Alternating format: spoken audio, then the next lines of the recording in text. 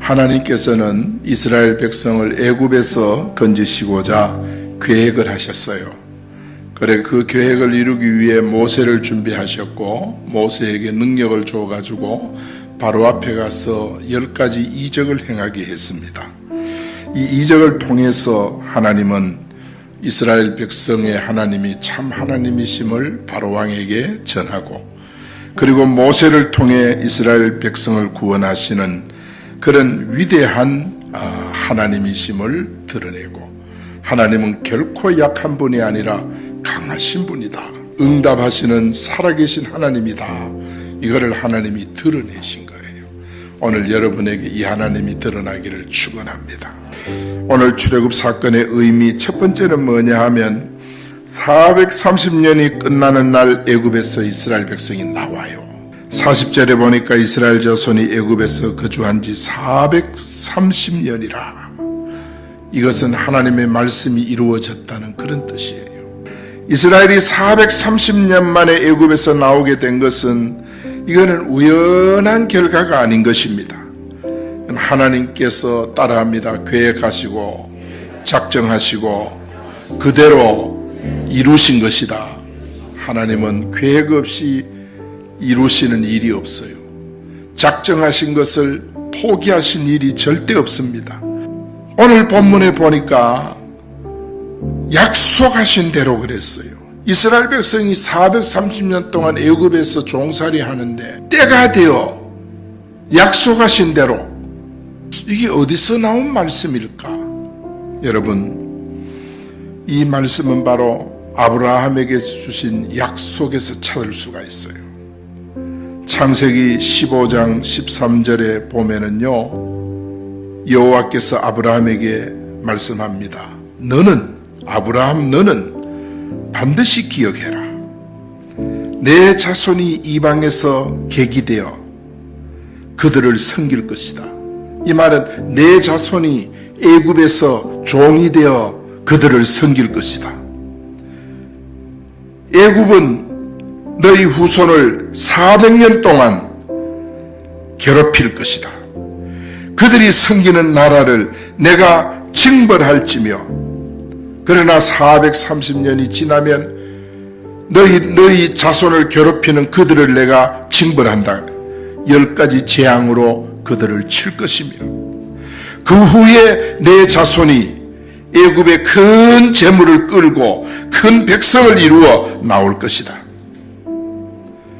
너는 장수하다가 평안히 조상에게 돌아가 장사될 것이고, 내 자손은 4대 만에, 100년 4대 400년 만에, 4대 만에 이 땅으로 네가 이따 살다가 너는 천국 갈 것이고, 너의 자손 4대 만에 너의 자손은 네가 살던 이 땅으로 돌아올 것이다. 오늘 우리는 이 말씀을 잘 간직해요. 하나님의 약속은 반드시 이루어집니다. 여러분, 예배를 붙들고 살면 하나님의 약속은 축복으로 성취됩니다. 하나님께서는 약속한 말씀을 지금도 다 이루어 가시는 줄 믿습니다. 하나님의 약속이 이루어지는 현장이 예배입니다. 예배를 통해서 약속이 성취되는 줄 믿습니다. 예배 속에 여러분 살아갈 수 있기를 축원합니다. 예배 속에 신앙을 묻기를 바랍니다. 430년 만에 출애굽한 것도 하나님의 말씀이 이루어졌기 때문입니다. 예배자를 통해서 말씀을 이루어 가십니다. 거기에는 부와 기가 다 들어 있습니다. 거기에는 온갖 축복의 은혜가 다 포함되는 것입니다. 여러분이 뭐를 원하십니까? 그 예배 속에 다 있습니다. 예배 회복하면 다 회복하는 거예요. 두 번째, 장정만 60만 명이 나왔어요. 37절에 보니까 이스라엘 자손이 람셋을 떠나 숫곳에 이르니 유아 외에 보행하는 장정이 60만 가량이요. 하나님께서 오늘 교회를 축복하신다는 뜻입니다. 여러분 예배를 통해 축복하시고 교회를 통해 축복하시는 줄 믿습니다. 장정은 바로 힘센 사람, 뜻은 그래요. 힘을 쓰는 사람, 용사를 가리킵니다. 그런데 장정의 기준은 뭐냐? 20대에서 50대, 20살에서 50살까지. 이 사람이 몇 명이냐? 60만이라.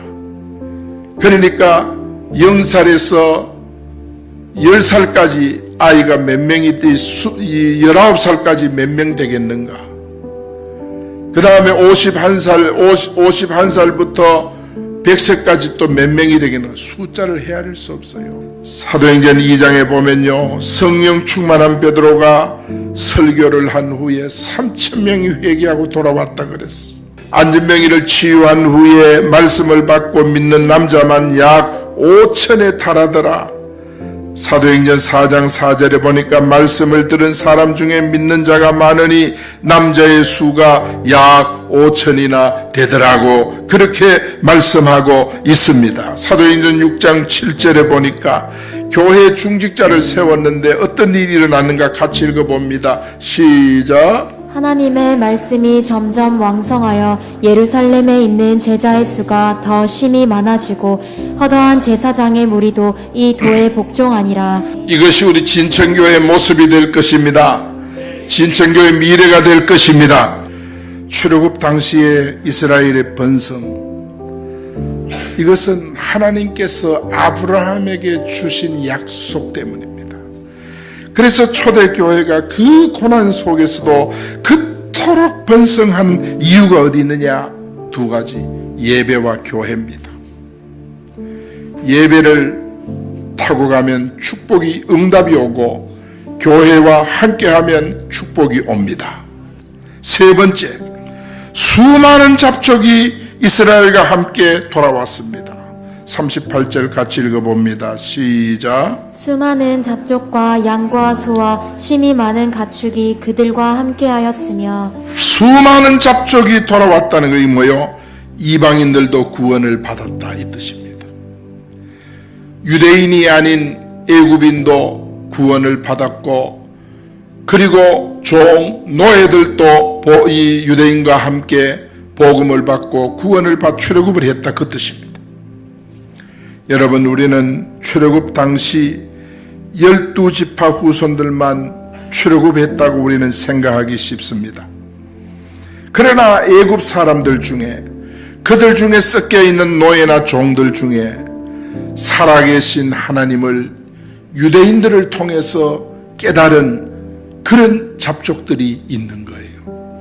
이들이 이스라엘 백성이 출애굽하니까 우리도 같이 갑니다, 우리도 따라갑니다, 이러면 따라 나온 거예요. 창세기 12장 3절에 보니까 이런 말씀 나와요. 보세요. 너를 축복하는 자에게 내가 복을 내리고 너를 저주하는 자에게 내가 저주하리니 땅의 모든 족속이 너로 말미암아 복을 얻을 것이라. 이스라엘 백성을 통해서 애굽 사람이 복을 받고 종들이 복을 받고 노예가 복을 받고, 여러분을 통해서 여러분의 이웃들이 복음을 받고 여러분의 형제들이 복음을 받고 부모들이 복음을 받고 주님 앞에 돌아오는 줄 믿습니다. 마가복음 보니까 온 천하에 다니면서 만민에게 복음을 전파하라. 그러니까 복음이 증거되는 곳마다, 복음이 들어가는 곳마다 변화가 일어나고 역사가 일어나는 줄 믿습니다. 그렇기 때문에 우리는 지금이 바로 구원의 때임을 알고 우리는 복음을 확산시켜야 될 사명이 우리에게 있는 줄 믿습니다. 오늘 결론입니다. 출애굽 사건의 의미는 첫 번째는 뭡니까? 430년이 끝나는 날 이스라엘이 애굽에서 나왔다. 이것은 바로 하나님의 말씀은 반드시 성취된다, 아브라함에게 한 약속이 그대로 이루어진 거예요. 두 번째는 뭐냐? 출애굽한 수요가 장정만 60만에 이른다. 이것은 뭡니까? 하나님께서 교회를 축복하신다. 세 번째는 뭡니까? 수많은 잡족이 이스라엘과 함께 빠져나왔습니다. 이것은 바로 이방인들도 구원을 받는다. 지금은 이방인 구원의 때입니다. 이방인에게 마지막 기회가 바로 구원의 때예요. 우리는 지금 해야 될 일은 교회가 복음 증거하고 세상의 복음을 전하는 것인 줄 믿습니다. 오늘도 말씀을 이루어 주시고 교회를 축복하시고 이방인의 구원을 지금도 간절히 소망하시는 주님 앞에 이번 한 주간 충성합시다.